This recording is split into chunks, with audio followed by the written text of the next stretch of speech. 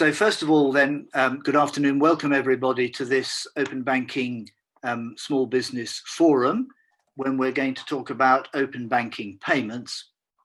Open banking payments is a big topic. We're challenging ourselves to avoid jargon. So we're trying to engage with you and talk about open banking payments in a way that's relevant to all of you as participants in this event. And we're going to focus in particular on payments for goods and services.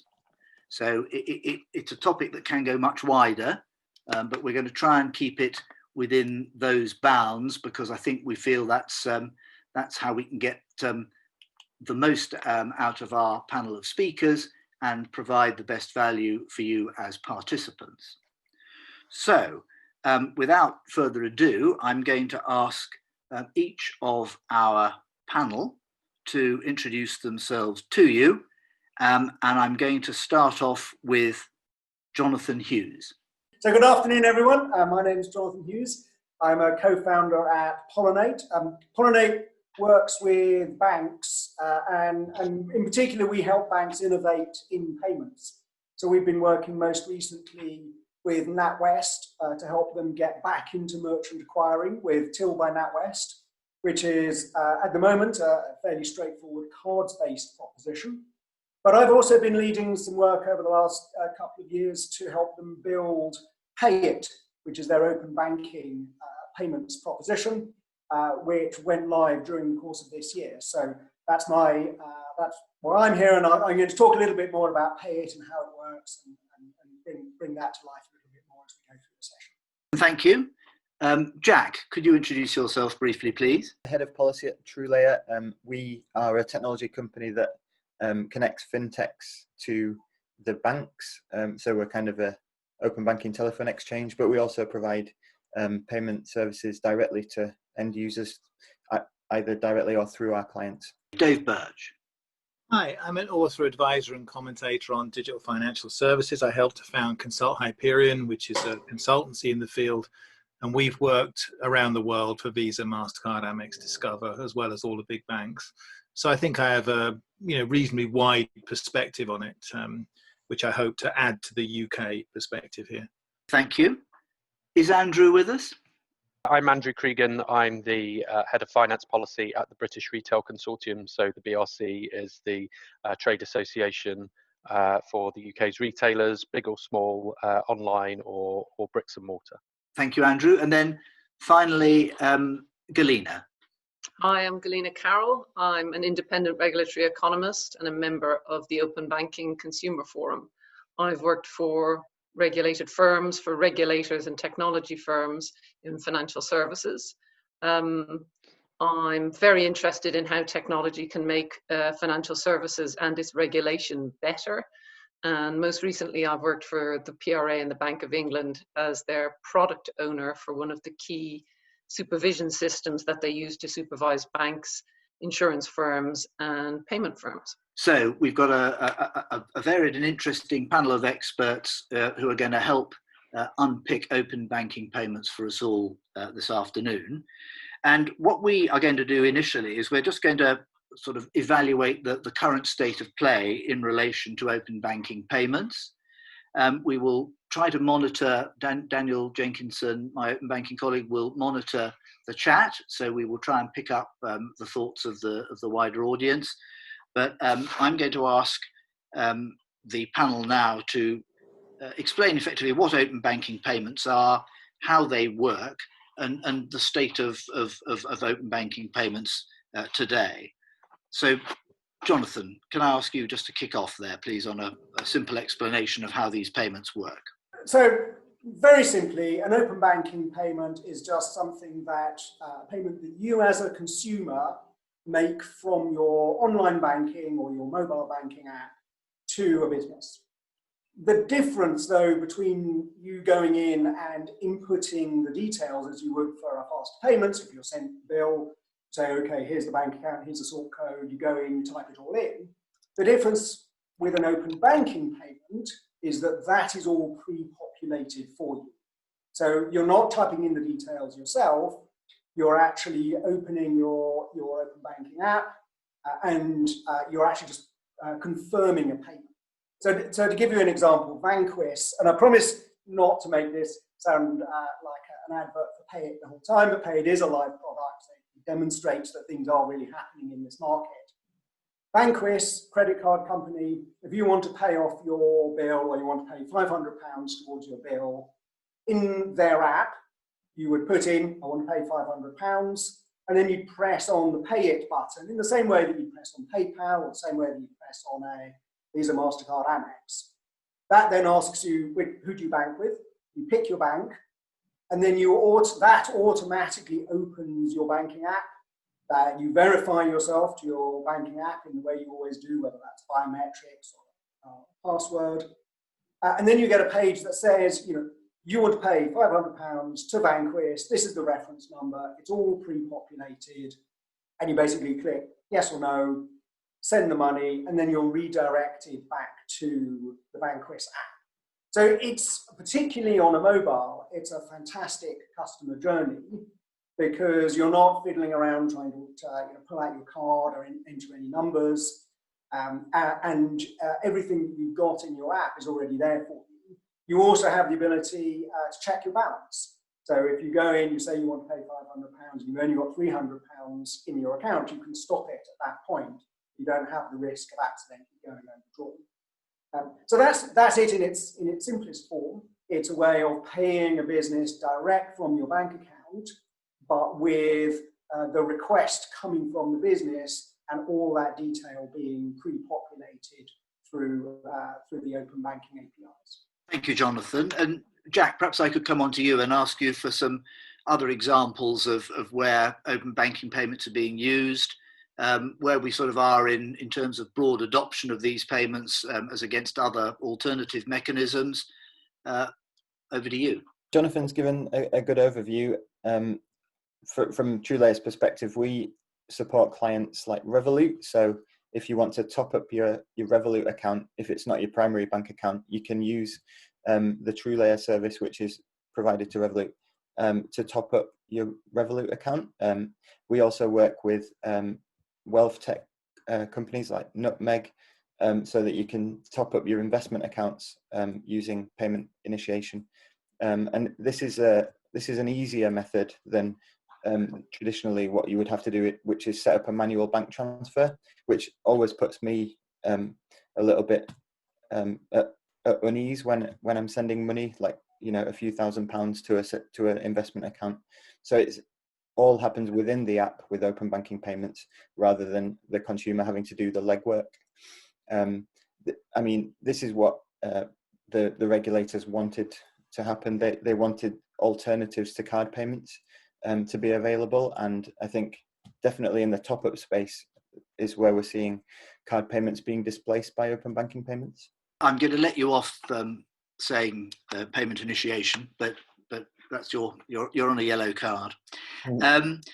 Dave, perhaps you could give a sort of wider, almost perhaps a global view of where things are and the extent to which that can inform the future of payments and open banking payments in the UK in particular. Truthfully, it was probably just as well, because I was actually getting sidetracked talking about Nutmeg, because I'm thinking about getting a new ISA, and that would definitely, no, I'm going to go look at Nutmeg now, because Jack's right, that would make life so much easier. I get fed up on Zopa having to keep trying to remember reference numbers and type things in. It's as inconvenient as the Inland Revenue, really.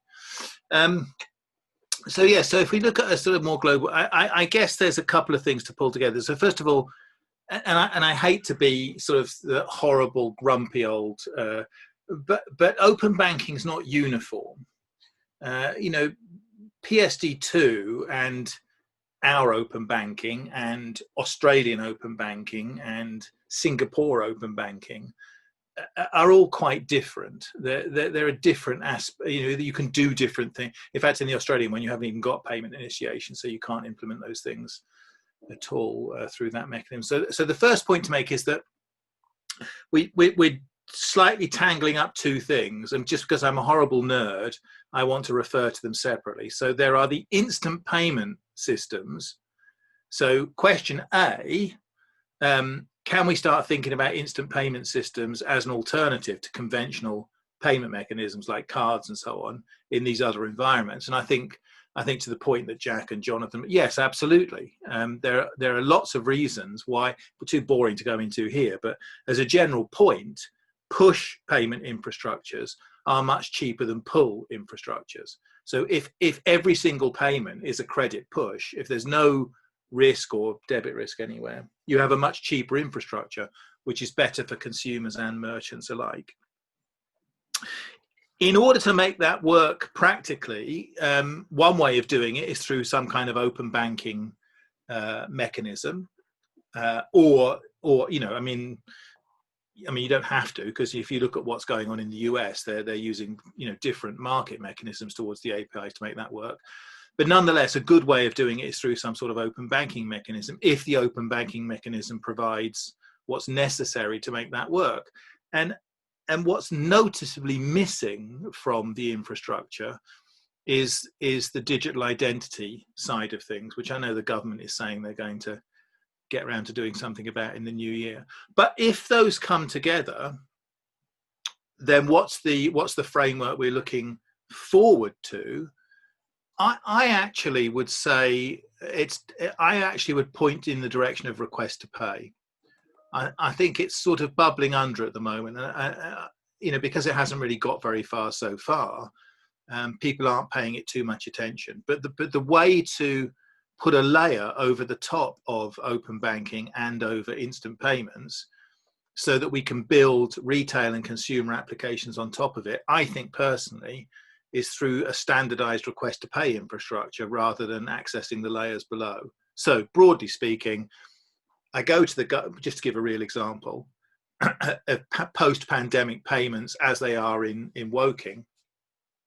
If I was to go to the garden centre across the road, just to pick a random example, for tea and a cake, now you go to the table and you scan a QR code, and then you choose your tea and cake, and then they bring it to you. Introducing a new payment mechanism at the garden centre point of sale is a gigantic pain in the arse, and Andrew would shoot me if I started suggesting that this is the way forward, because every time you change the POS terminals, the store controllers, the infrastructure, add more intermediaries, it's a nightmare. But on my smartphone app, it's not. So it's a relatively small step. Once we start going to these contact-free modes of operation, I scan it. Instead of some proprietary thing going on, which happens at the moment, the merchant issues a standard request to pay message, which pops up on my phone with all the 222 gubbins going on. So I've got the bill and everything in there. Request to pay pops up on my phone, and I put my thumb on it, done. And in general, the payment will go through the push payment infrastructure, because that's the cheapest infrastructure. So to summarize, I mean, this is a long way around saying it. So to summarize, I agree with the guys that giving SMEs this alternative payment mechanism is huge. What I question slightly is whether we want them to do it by having direct access to these underlying mechanisms, or whether it's better to put a layer across the top that they can all use. And I would say, by the way, that layer is made fantastically easier and cheaper and more straightforward if the government would pull its finger out and do something about the digital identity infrastructure that the country desperately needs and lacks. If you know who the parties in a transaction are, 99% of the payment problems go away. If I know it's you and you know it's me, then we can just use the instant payment infrastructure to just, everything's done, you know? So I hate to keep whinging on about it, but there's a connection here with digital identity as well. Thank you, and I'm going to stop you whinging by interrupting, but you're absolutely right. Andrew, perhaps I could ask you to give some perspective from retailers in terms of the sort of relative costs of various payment mechanisms in particular, and your initial thoughts, please. Well, the British Retail Consortium conducts a survey on an annual basis, our annual payment survey, that looks at the cost of collection across a range of different payment channels, and we've seen over a period of years that or decades that the costs, the fees, the charges associated with cards, with credit cards, debit cards are particularly excessive. It's twice as expensive to accept a debit card payment as it is to accept a cash payment for a retailer, and 4 times that for a credit card payment, and that's been pretty consistent with the findings of our payment survey over a period of years. So yeah, we of course, as the trade association for the retail industry, have been driven to see greater transparency and competition and innovation in the payment space for the benefit of end users, businesses, and the consumers that our retail members serve. So we have the BRC worked closely with OBIE, the Open Banking Implementation Entity, and potential providers in recent years on developing the functionality of open banking, taking forward things like continuous payment authorities, variable recurring payment, refunds, and we're happy now to be supporting OBIE and the payment systems regulator on developing a consumer protection regime for open banking and faster payments. But we're conscious that in order for open banking to reach maturity, for it to challenge and compete with those traditional digital payment methods, card payments,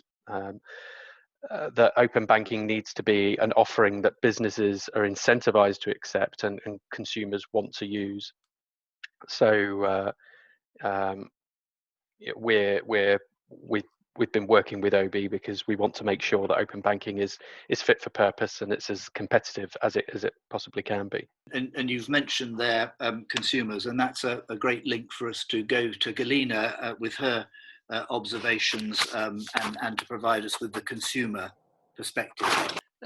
So if we think about OBIE having been launched in January 2018, and we've now got 2 million users there or thereabouts, what I've found from my involvement in the Open Banking Consumer Forum is that consumers, and that includes SMEs, really want simplicity, ease of use, and reliability in their open banking products. The type of products that they want are slightly different. So SMEs are looking for ways of making and receiving payments exactly as just been described, but also they're looking for ways of accessing credit and of enhancing their productivity. For example, the products that are already out there for connecting your bank feeds to your accounting software. Individual consumers are looking for something slightly different. They're looking for ways and means of helping to budget and manage their money, ways of saving or investing via Nutmeg and other ways, but also getting access to better credit, particularly for those who may not have a thick credit file. For both sets of consumers, SMEs and individuals, they also want certainty and clarity as to what happens when things go wrong. So for example, when you make a payment through an OB mechanism and for a product, and that product is not delivered, or it's faulty, or we need to make a reverse payment or a refund. And what I'd say is, we're seeing some of products out there, but we're not seeing the full suite of products yet, and that's understandable. We're at an early stage of development, and it's really quite exciting at the moment. Thank you very much. And you mentioned there's a sort of slight distinction between what a small business wants and what an individual consumer wants. But there's a linkage there, of course, which we mustn't forget, that small businesses are invariably wanting to do what it is that their customers want. So there is, I think, a clear connection in terms of both small businesses and, well, both people and small businesses as consumer of open banking services more generally. Okay, so we've sort of cantered through, and the members of the panel have been able to give us some background, really. Daniel, perhaps I can come to you for a couple of purposes. First of all, a brief summary of where we are, and maybe just looking a little bit more at the sort of relativity between adoption of I nearly said PIS. I mean open banking payments in the sort of broader open banking context, and then perhaps we can pick up some of the items on the chat, which I can see are developing. Good comments on the chat, and please keep adding them there. So I think a user called Amest asked about consumer protections, which I think we'll undoubtedly come back to. So I don't suggest we talk about that right now, but we will definitely talk about that. I think Andy Acton asked about, the number of organisations that are actually live. I think Jack and Jonathan are really our two kind of experts there. I don't know how many we've got live on the actual call, but I think open banking has seen, I think I looked at the stats this morning, 700% growth so far in 2020.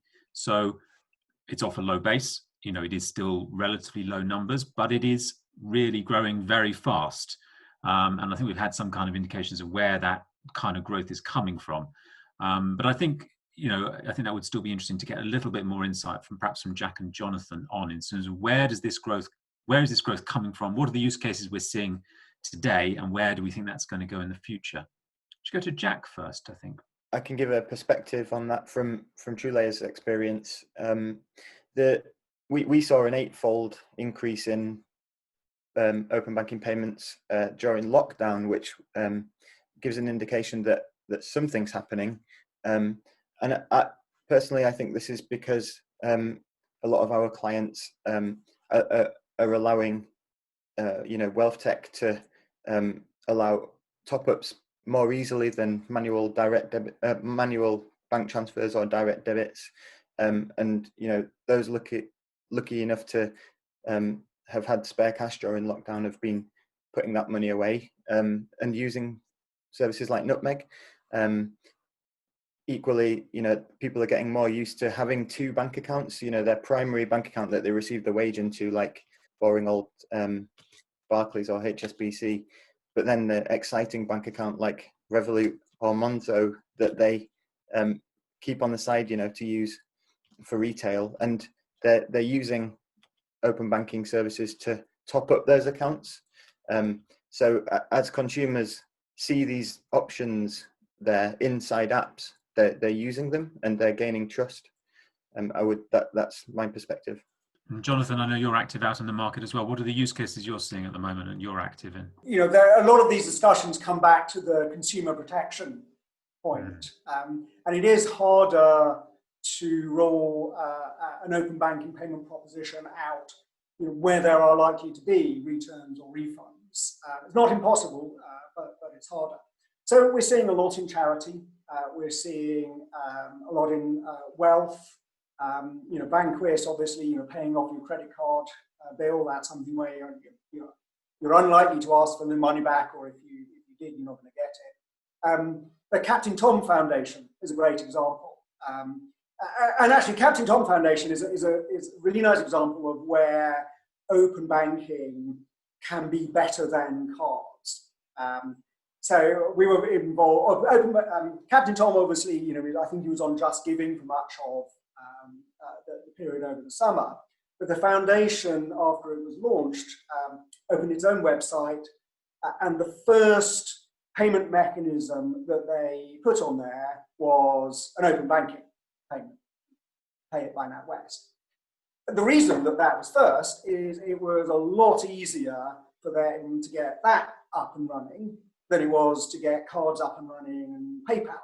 So I think those other mechanisms followed, but it was very simple for us to work with them to get them connected, to set them up. I think they banked with NatWest, which was an added bonus. And I think, as we start to think about where this goes, it's those kinds of benefits. It's the simplicity of getting something like that set up, particularly if it comes from your bank. Andrew talked about cost, and I think this is also going to be huge.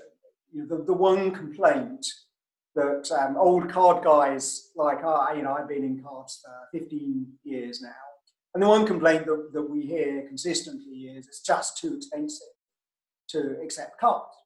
An open banking payment at the moment works best online. It works best in an e-commerce or an in-app environment. And so, say you're taking a payment of 75 quid online, sort of the average at point of sale is a lot lower. Say you're online, 75 quid. If I take that through a card payment, credit card payment, that's anything between 70p and £1.50, depending on my provider. If I do that through an open banking payment, maybe 15p to switch the payment, another 15p to receive the payment into my bank account. Now, these propositions and this pricing is all developing. But if I'm looking at doing, kind of hundreds, thousands of those transactions, and I'm looking at something that could be upwards of £1 cheaper per transaction, that's when this really starts to bite. That's when SMEs and businesses, I think, are really going to start to adopt this. That really brings it to life, doesn't it? So this is early adoption we're seeing now, potentially significant financial benefits, and we need to get small businesses involved. I think that's kind of the kind of conclusion, but there's some challenges and some difficulties ahead. Mark, shall I hand back to you to carry on? Yes, and let's sort of carry on with this broad theme of what's in it for small businesses, because I think we're beginning to see some green shoots here. David, can I come back to you on that? From the small business point of view, we're in the middle of another transit. I mean, you can't avoid the pandemic elephant in the room here, which I think most people in the conversation would recognize that the pandemic hasn't really changed the direction of what it's done is it's sort of pushed the payments industry downhill. So we're all getting slightly out of control, but we're heading towards where we were going anyway. It's just happening a lot faster. And one element of that is the transition away from the conventional infrastructure. I mean, the example I was talking about the other day, when I last took I had to get a keyboard fixed on one of my computers, and so I took it to the place up the road from our office, and when they fixed it, I paid the guy using PayPal, so just while I was standing there. Now the point is that guy is never going to have a POS terminal. I mean, it doesn't matter how cheap or nice you make POS terminal. He's never going to have a POS terminal. Because of where we're going with MPOS and pin on glass and this kind of thing. I mean, even the burger van at the football has an iZettle now where you can tap contactless on it. These people are never going to have the sort of commitment. But the thing is, that changes things, because the step from having an MPOS or pin on glass to having no POS at all is actually a pretty small step. I mean, once you're paying the guy at the football using his phone, eventually he's going to get bored with you tapping contactless cards on his phone, and you'll just scan the QR code instead, or whatever we decide to do it. So I think for small businesses, this really opens up a very different way of doing business, and the reason it's fundamentally different is because now they'll know who you are. I remember one of the guys at Hyperion, Gary Monroe. I remember him telling me he was at a National Trust, buying a cup of coffee, and he noticed that they were using iZettle for. I'm just picking on iZettle because that was the example in my head. Other MPOS are available. And he just asked, because we're all big nerds, so he couldn't resist asking the woman, well, how do you find that? And she says, oh, it's fantastic. It keeps track of all the cakes I've sold, and so we don't have cakes left over at the end of the day. So we can work out during the day which cakes we need to bake more of.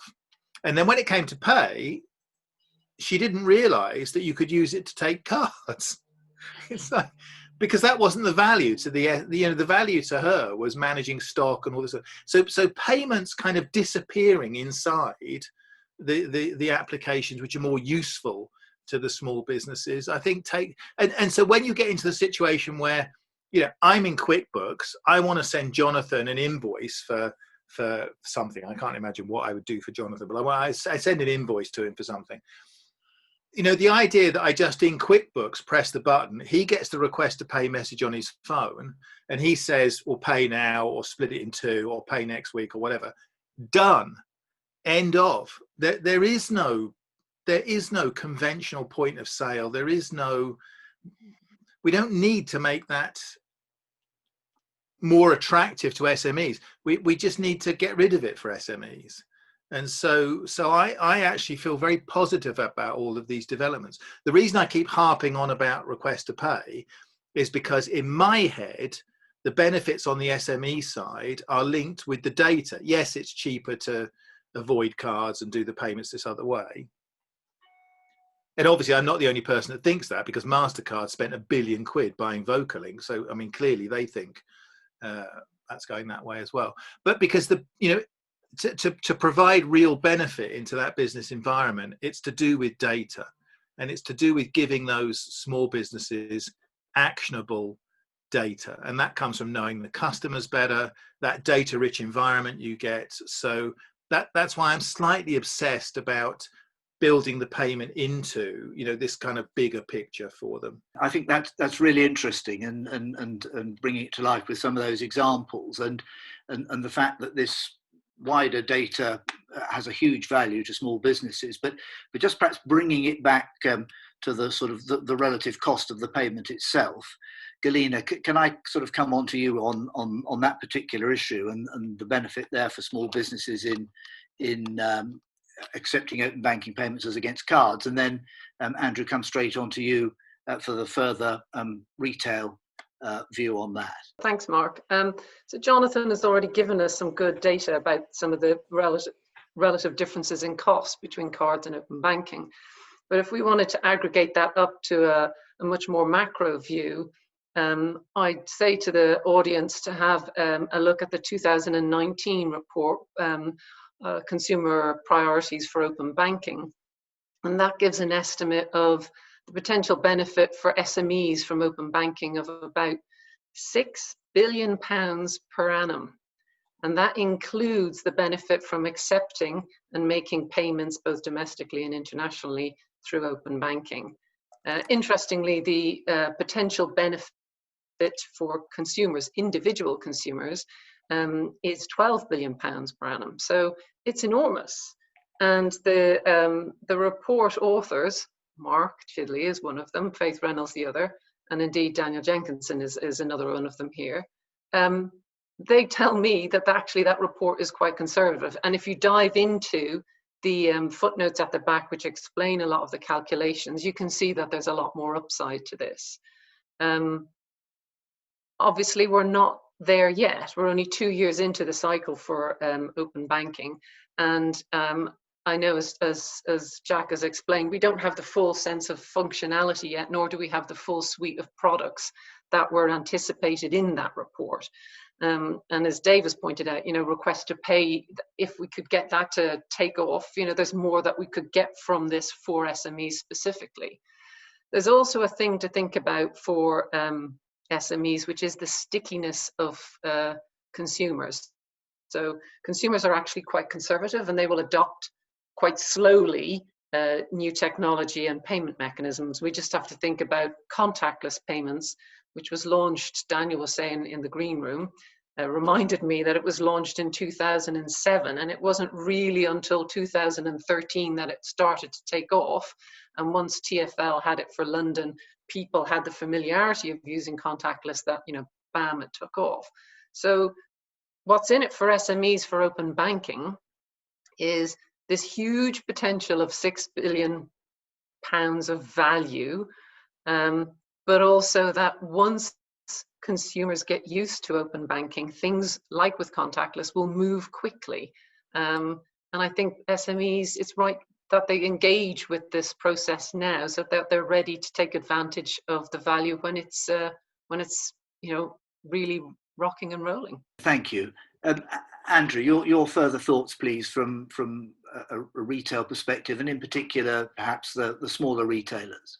Well, I think for smaller retailers, larger retailers, for any retailers to see open banking solutions as genuine payment solutions, there must be enough consumers that use it and that want to use it and feel comfortable using it and trust it and so on. And there's still quite some way to go. I mean, we talked, I can't remember who mentioned the 700% increase statistic earlier. There is £390 billion of payments in the UK retail industry on an annual basis, although it was last year.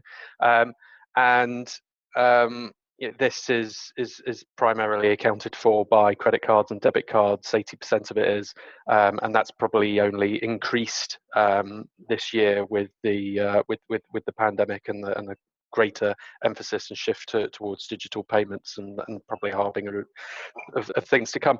So,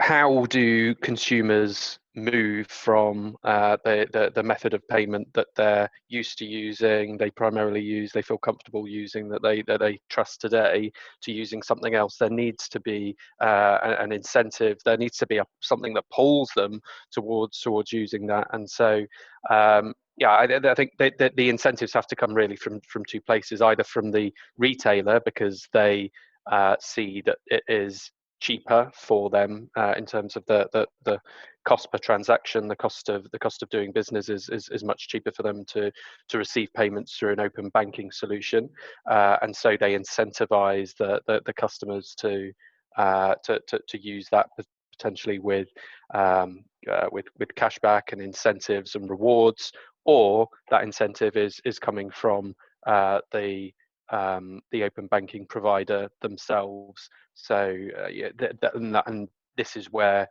the USP of any of the various 45 registered providers becomes very important. So as Dave was saying earlier, I think very good point actually.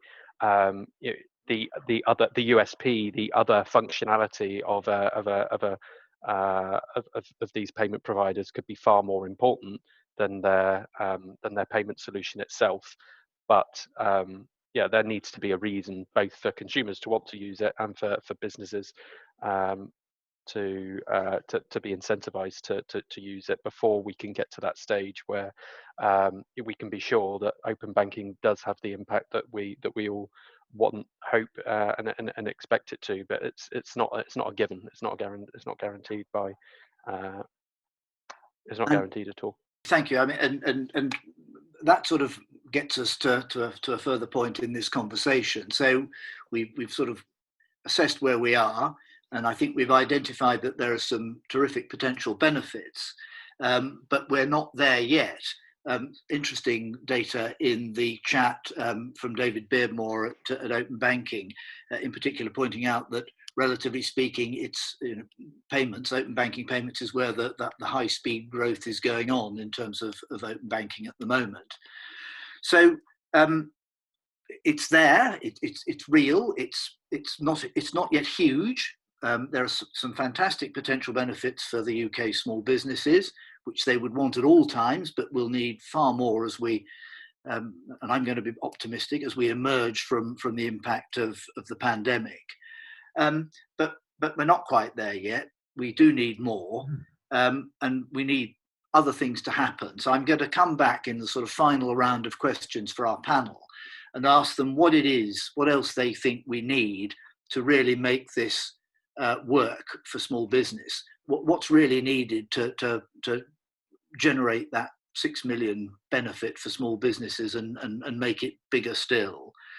And Jack, can I come to you first? So I've mentioned some niches which open banking payments inhabit, like allowing you to top up accounts or add money to your investments. But there've been questions on the thread about where are these open banking payments, in mainstream retail?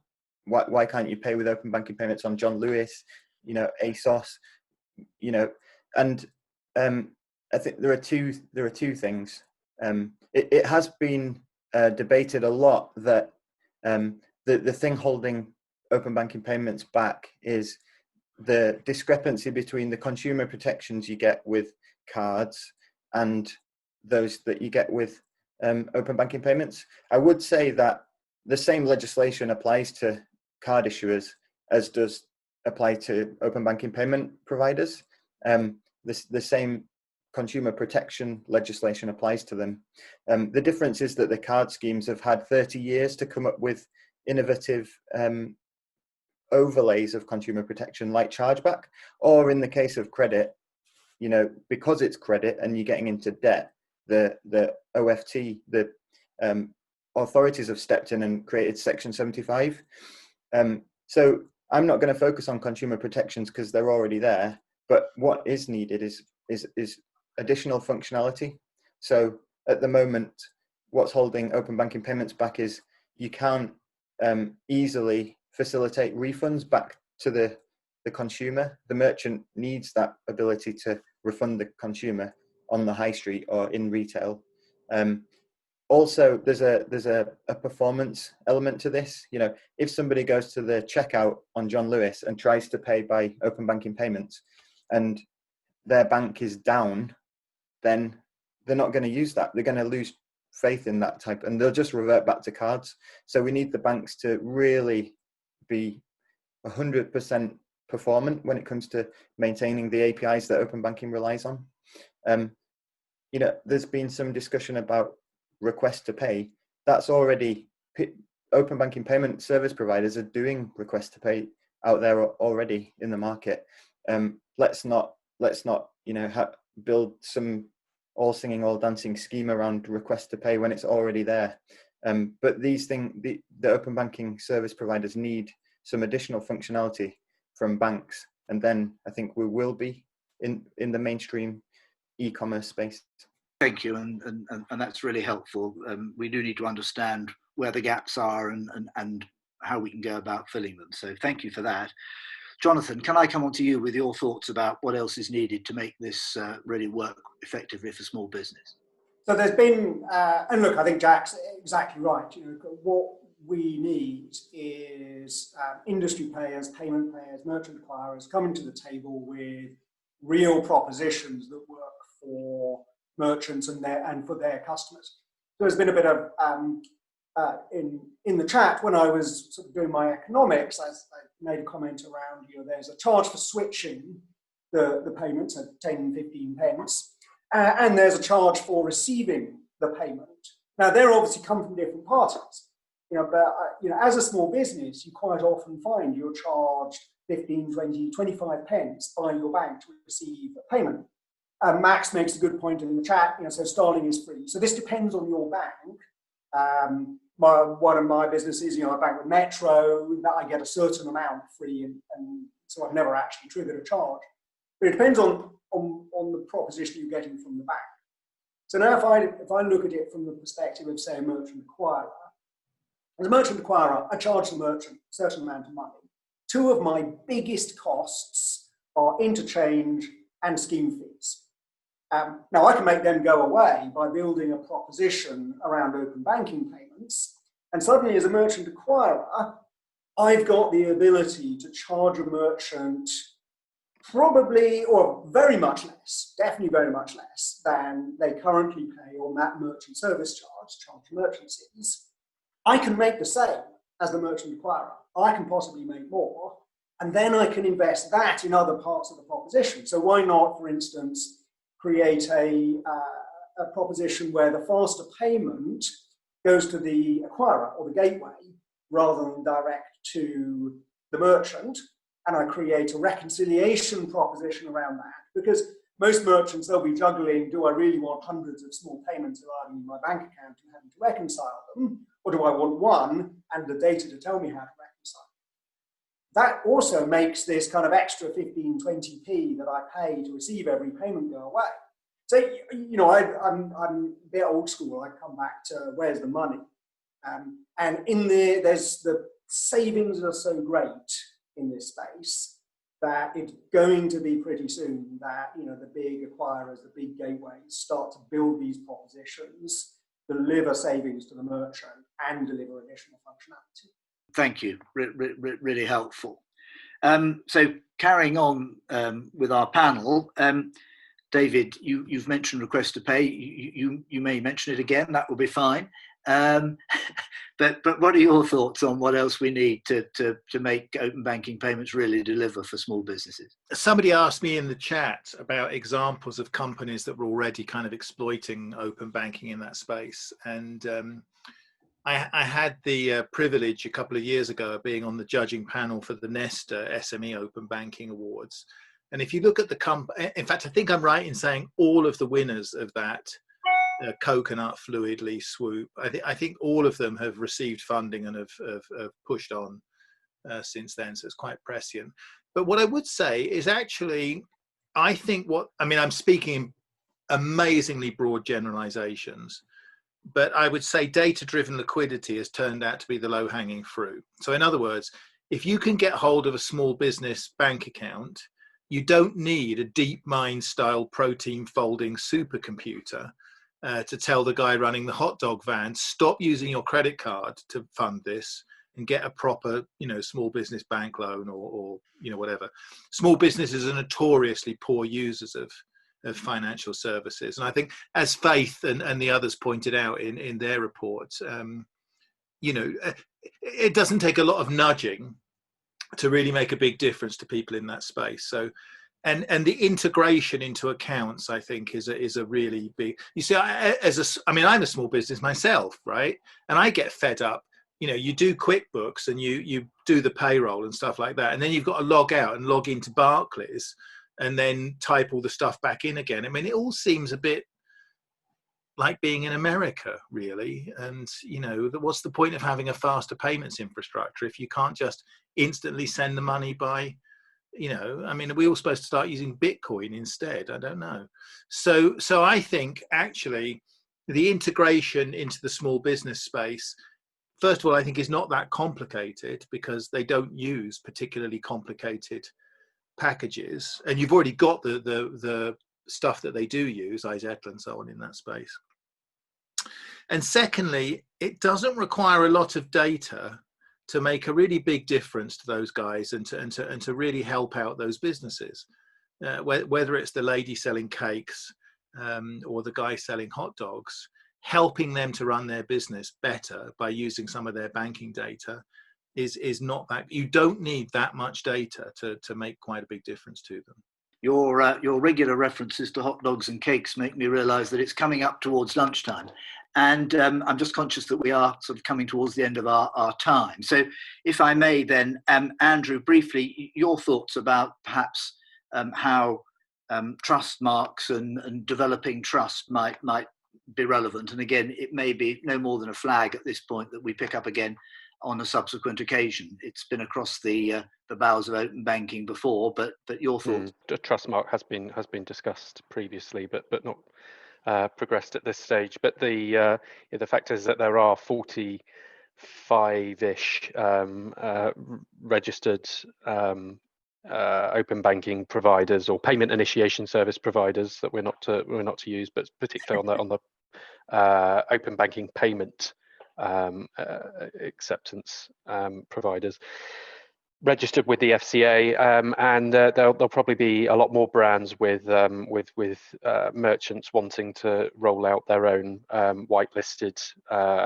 payment acceptance brands, open banking brands. So actually, it's going to be an extremely populated. What's the word I'm looking for? It's going to be an extremely busy space, and I think for the consumer to be able to identify that any of these or which of these new payment providers or open banking solutions, or why they should care that these are open banking solutions, that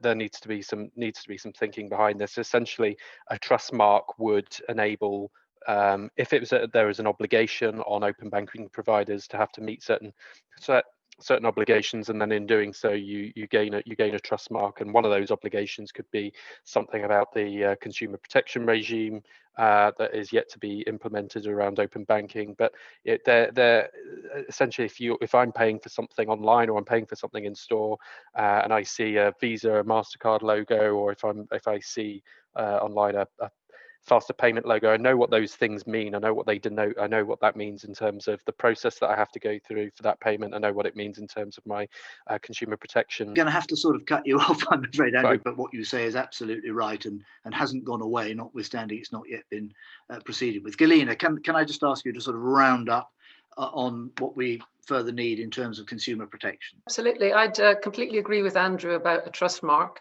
I disagree with some of the other panel members. I don't think it's just about sorting out product functionality, although that will be very important and very helpful.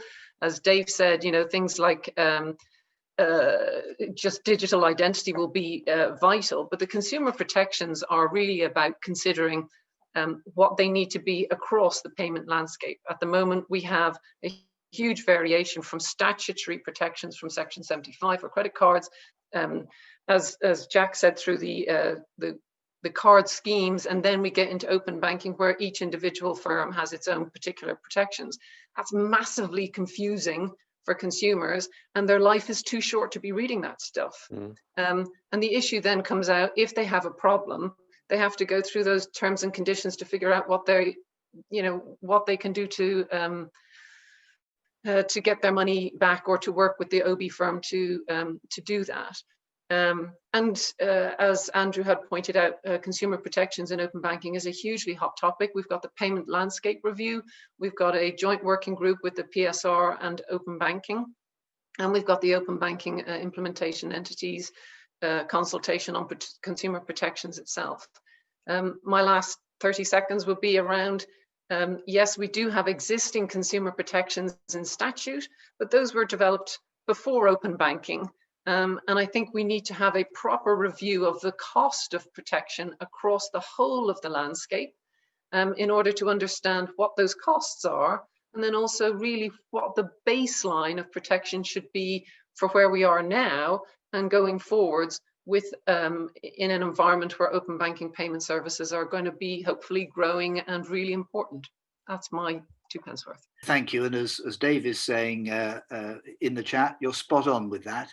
Daniel, you're yes. always great. You're always a great support. You've got a minute to sum it all up, please. So there's been quite a lively side chat going on here. I think hopefully, I know very early on someone asked about consumer protection. I said we'd come back to it, which we did. And there's been discussion about refunds. There's been discussion about the best way of doing request to pay. I think, you know, interesting technical discussions in the side, but I think the key points I think we've brought into the main chat. I think it's possibly a topic we need to come back to because there's an awful lot to look at. So I think we could easily run an additional session on this. I really would just like to round off by thanking our panel, both for their excellent contributions in the sort of in the main conversation, for lots of people who've been contributing in the chat, and just to confirm that we do capture that chat. We don't just let it disappear when we leave the room, and colleagues at Open Banking will be looking at all of that, and we will certainly be considering a further session on open banking payments. Always interested in thoughts and feedback from those who've participated, but thank you for giving up your time to hopefully learn more about what open banking payments can offer for small businesses as the wider open banking project moves relentlessly ahead. Thank you all very much for your contributions.